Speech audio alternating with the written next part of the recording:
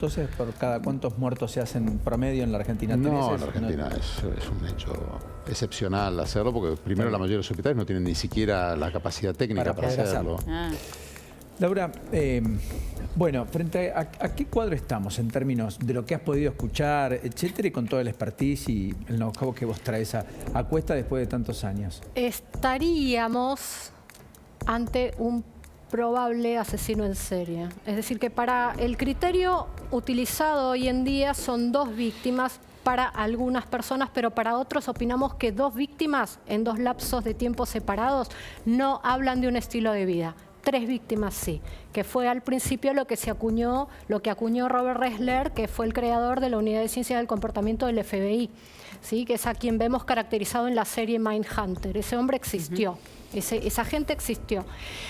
Estaríamos ante una persona, digamos, que mata con un intervalo de tiempo separado y que lo que tiene es matar por una necesidad psicológica, porque lo que obtiene con eso es una satisfacción emocional. Eso es lo que va a diversificar, va a diferenciar a un asesino en serie de un sicario, porque no son lo mismo. Uno mata por plata, a sangre fría, el otro puede tener distintas motivaciones. La ira de venganza desplazada, la aserción de poder, una cuestión sexual, una cuestión sádica.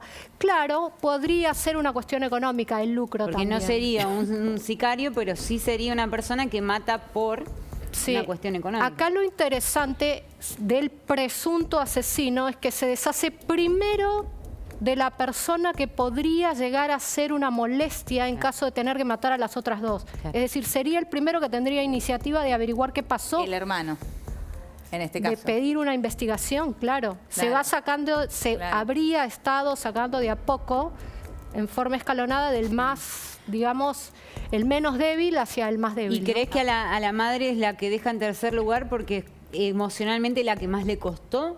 Con la que podría llegar a ser más manipulable con respecto a esta desgracia que nos está pasando, ¿no? Ahora, eso se marcaba recién en la foto que veíamos de justamente el entierro, la despedida de su hermano.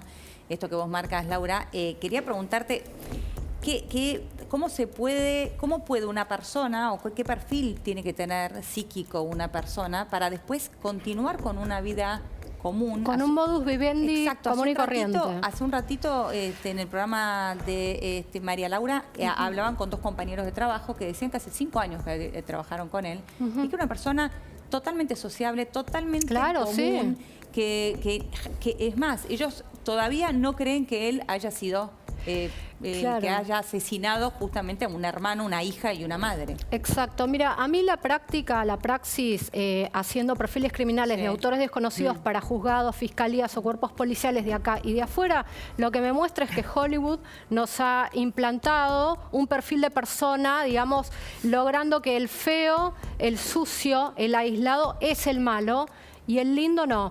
Entonces eso es lo que a uno lo sorprende cuando hago el perfil, lo que me sorprende a mí cuando hago el perfil de un violador serial, de un asesino en serie, de un pederasta online, es que es una persona sumamente, digamos, con una fachada tan perfecta que nadie llegaría a separar, digamos, a un asesino de esa persona, ¿se entiende? O sea, algo lo tiene que distinguir en su psiquis, digo, porque si no, ¿cómo seguís una vida diaria? La frialdad, simplemente porque las personas pasan a hacer cosas, pasan a ser, en el caso de hablar de lucro, molestias, impedimentos para lograr algo. Un agregado, un comentario con lo que dice la doctora que es tan interesante. Laura, sí, bueno, perdone.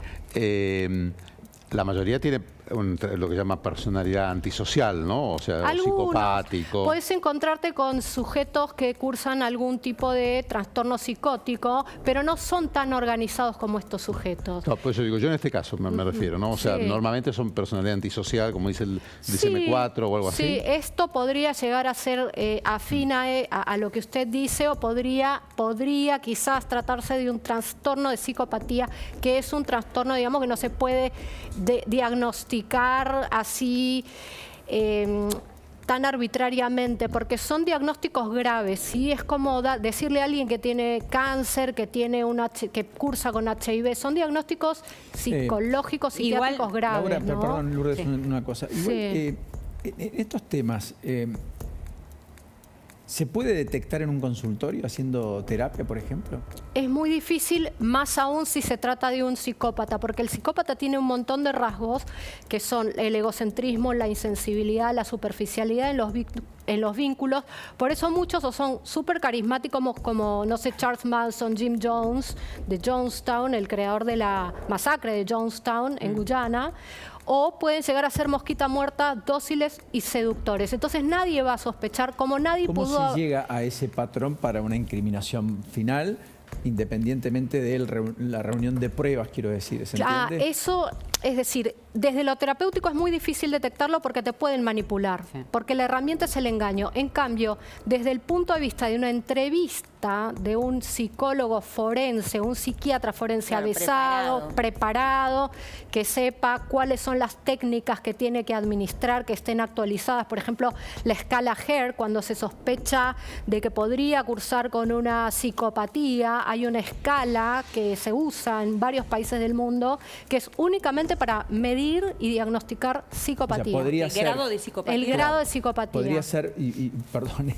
pero podría ser que eso sea lo que le dé un complemento a la fiscal, que escuchábamos que tenía toda una serie de llegar indicativos a ser, sí, para determinar esa patología en esa persona, que por supuesto va a ser sin duda analizada en este contexto. Exacto, ¿no? Y vos fíjate el uso y aprovechamiento del lugar del hecho, ¿no? Porque lo único que, o sea, luego de 3 muertes, lo que uno le parecería raro es que un enfermero, en caso de asesinos en serie, digamos, guardias de hospital, ¿no? Digamos, custodios de la salud, es que no estén luego del hecho, de consumar el hecho. Tal es así que este sujeto hubiese sido raro que no esté en la escena luego del hecho. Él responsabilizó a una enfermera. Claro, pero lo raro sería no encontrarlo como familiar. ¿Y quién podría sospechar de sus malas intenciones? De sus buenas intenciones, perdón. Claro, tiene que estar ahí. Describime un asesino en serie, describinos con una placa de soporte para que todos lo entendamos fácil. A ver. Ahí está. Claro, esa es la diferencia que yo hacía al aire, que matan por una necesidad psicológica y obtienen una satisfacción emocional. Es decir, hay un modus vivendi que pueden llegar a tener como vos, como yo, como todos los que están viéndonos. Pregunta, ¿esa satisfacción emocional puede ser, por ejemplo, atención? No. Atención de su entorno, porque ante una pérdida... Eso podría llegar a ser, ¿sabes qué? Lo que se llama Munchausen por poder, y de esto puede hablar perfectamente el doctor. Acá hay una cosa mucho más compleja, ¿sí? Es decir, hay una vida... Hay un apego, digamos, una integración a la sociedad que no les es suficiente. Lo que necesitan es expresarse con violencia. Por ejemplo, en el caso de Jeffrey Dahmer, que tenía erotizado lo que era la muerte. Quizás no le daba tanta bolilla o tanta importancia. ¿Quién era Jeffrey Dahmer era el caníbal de Milwaukee, ¿sí? Un asesino en serie norteamericano. Él quizás no le daba tanta importancia a la muerte, sino al posterior tratamiento que él hacía con los cuerpos. ¿Se entiende esto? Esto, por supuesto, era sujeto era un asesino en serie con trastorno borderline. Tenía más pasión, entre comillas, permítame en el después de producir la muerte y en la manipulación del cuerpo del muerto que en el hecho la en sí. necromanía sería. La necromanía. Ahora, más allá de eso, igual esta persona, más allá de la patología de la que estamos hablando, del perfil psicológico, esta persona es imputable. No es inimputable. Sería imputable porque tuvo voluntad y discernimiento del hecho. Claro, sabía la diferencia entre el bien y el mal, la consecuencia de las acciones. Eso es lo que valoran los, digamos, psiquiatras a la hora de peritarlo, ¿no? La pericia, a ver... Hace poco me llegó una consulta sobre si solamente con un test se podría decir que alguien es psicópata, y es algo imposible. Es decir, un solo test tiene que ser una batería de test, un grupo, digamos, para hacer una batería diagnóstica tiene que ser un grupo de 3 o más. ¿Se entiende? Técnicas proyectivas, ¿sí? Que arrojen más o menos un resultado coherente, consistente y que tenga relación entre sí. O sea, que estos mismos indicadores de psicopatía, por ejemplo, aparezcan en estas 3 distintas técnicas. ¿Y en su entorno da indicios este tipo de personalidades? Digo, vos decís, bueno, se expresan con violencia a tal punto que los mata a los 3. Sí. Pero previamente a esto... con estas personas, es evitable, decís. Claro, estas personas suelen aparecer en la infancia, cercanas, digo, con su madre, con su hermano, con su hija.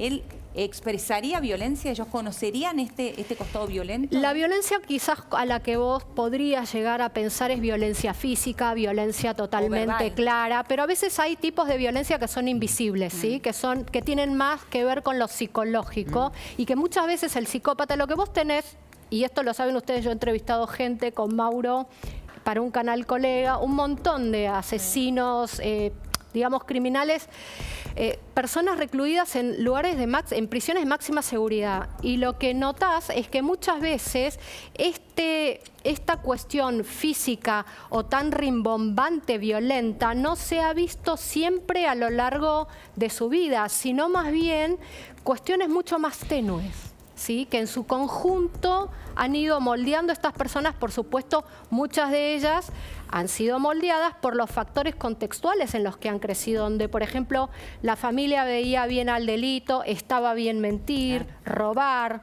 etcétera, golpear al otro, resolver las frustraciones de ese modo, ¿sí? O sea, hay distintos modos de aparición de este tipo de violencia. Lo que a veces suele fallar es el factor de protección criminógeno, que se llama, que es cuando uno nota algo y trata de impedirlo de alguna manera, ya sea con terapéutica, ¿sí? Ya sea, no sé, con algún tipo de recomendación de actitudes, de actividades e incentivar las cuestiones prosociales o la empatía hacia los otros, ¿sí? Esto suele pasar, pero a veces hay cuestiones de negligencia y muchas veces los modelos parentales que hemos podido recabar con estas entrevistas que hacíamos eran que muchos de los sujetos violentos provenían de modelos parentales negligentes o autoritativos, sumamente violentos y punitivos. O sea que esto, digo, esta personalidad se hace, no se nace. No, el asesino en serie se hace, se va moldeando. Pero ahí el tema de un comentario, por ahí estamos hablando de dos cosas. Una cosa es el asesino en serie y otra cosa es la personalidad psicopática o el psicópata en términos...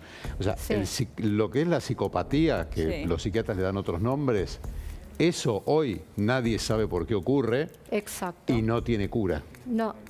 Y no necesariamente se da en una persona... ¿Pero pueden hacer una persona psicópata? No, es que no se sabe cómo ocurre, perdón, no se sabe por qué ocurre. Perdón que le hago una salvedad, doctor. Lo que sí se dice y se ha comprobado es que hay una predisposición genética que aparece en el cerebro. Esto lo habla James Fallon, que es un neuropsicólogo californiano, donde él hizo... y presentó varias neuroimágenes que se habían hecho a sujetos recluidos de su libertad y que eran criminales altamente violentos. Y puso lo que se llama el grupo de control, es decir, neuroimágenes de personas comunes y corrientes que no han cometido ese tipo de hechos. Dentro de esas había una que estaba de más y que correspondía al mismo. Es decir, él tenía neuroanatómicamente esta predisposición genética, pero han habido factores durante su infancia, adolescencia, sociales que impidieron que florecieran estas conductas. Está bien, pero ahí, porque es eso, apasionante, es una historia, un día tenemos que hablar. Viste que hoy te hacen psicopatía es uno de los problemas más graves que hay para el sistema carcelario. Porque no se los puede escarcelar. Claro, correcto. No tiene que ser serial. Salgamos de ahí, vayamos a algo más, incluso más macro. Es la idea de, porque acá todos tenemos un grado de hipocondríaco, ¿no? En mayor o menor medida todos lo somos un poquito. La idea de que vos puedas determinar qué patrones genéticos tenés, qué predisposición tenés, hacia dónde podés ir o no, de qué te tenés que cuidar.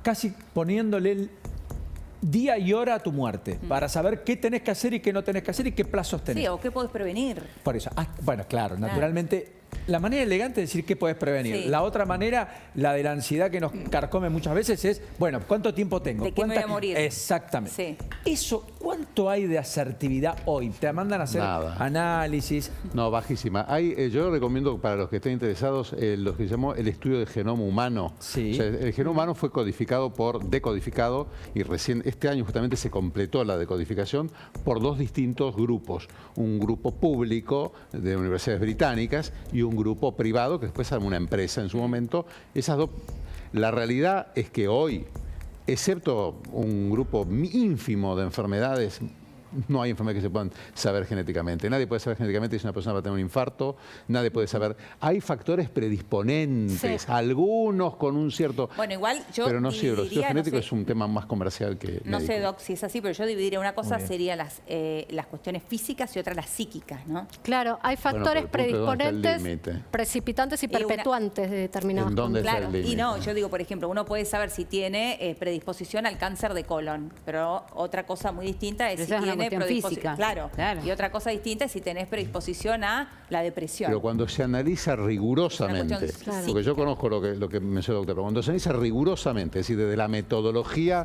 la epistemología de cómo yo digo, esto es blanco y esto es negro Pero en me ve salud, cómo la determina si es evidencia es depresivo. bajísima. No se puede saber. Ah, por eso. Hay enfermedades, o sea, hay. Pero una cosa es, hay enfermedades que se asocian a depresión, que se detectan. Ahora, uno decir que por un método de screening, que es lo que venden los que comercian con los estudios genéticos, es decir, que yo a alguien, indistintamente de su contexto, que me pareció muy interesante con la doctora, y de sus condiciones otras, le haces un mapeo genético, vas a ver qué enfermedades va a tener, eso hoy no existe y no conozco ninguna recomendación seria de ninguna entidad de salud prestigiosa en el mundo que recomiende a la gente indiscriminadamente testearla para nada. Distinto es una mujer que tiene un cáncer de mama y busca... Está bien lo que decís, Tordo. Laura, yo simplemente quiero agradecerte. Ha sido un enorme placer que nos hemos dado, muy gustosos. Me quedé con una pregunta, Pauli. ¿Te quedaste con más preguntas? Hacele la última pregunta. Le hago la última pregunta que tiene que ver... Mientras tanto, miren, acá tomen la imagen. Acá están los 2 libros. Gracias.